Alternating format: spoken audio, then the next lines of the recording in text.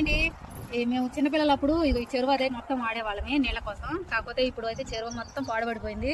ఆ పూలు తామర పూలు కూడా బాగున్నాయండి. అది అటు వచ్చేసి అక్కడ రేవ్ అనమాట. ఆ రేవ్ అనేది చూపెడతానండి నేను తర్వాత.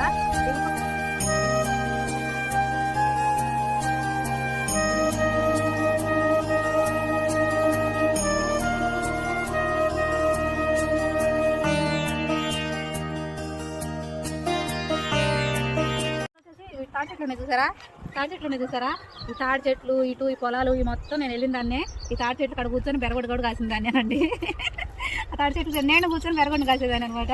రకాన్ని బెరగొడ్డు కట్టడానికి ఇక్కడికి వచ్చాము కట్ట మీదకి, చెరువు కట్ట మీదకి. అందుకని చెప్పి ఒక చిన్న షాట్ తీసుకున్నాం, ఒక మెమరీగా గుర్తుగా ఉండిపోయిందని చెప్పి షాట్ తీస్తున్నాను.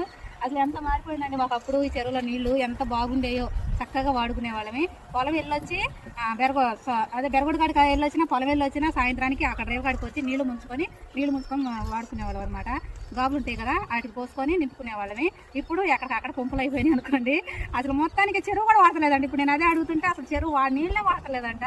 మరి వీళ్ళు ఎక్కడ ఆడుకుంటున్నారంటే ఈ ఊరోళ్ళు ఆ పక్క ఊరు నుంచి వస్తాయండి నీళ్ళు. వాళ్ళకి రోజు సాయంత్రం పూట పంపులు వదులుతారు, నీళ్ళు వదులుతారు. ఇక అవి వాడుకుంటారనమాట. ఈ చెరువు చాలా బాగా వచ్చినాయి.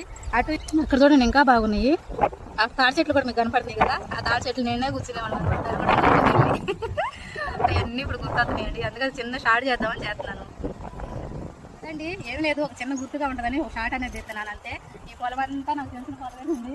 ఇది మొత్తం కూడా అమ్మోళ్ళ ఇంటికి అయితే వచ్చాను. అమ్మోళ్ళ ఇంటికి వచ్చి ఇప్పుడు ఈ వీడియో అనేది మీతో షేర్ చేసుకుంటున్నాను అంతే. అంత మించేం లేదు, ఒక చిన్న షార్ట్ గుర్తు కోసం. బాయ్ అండి.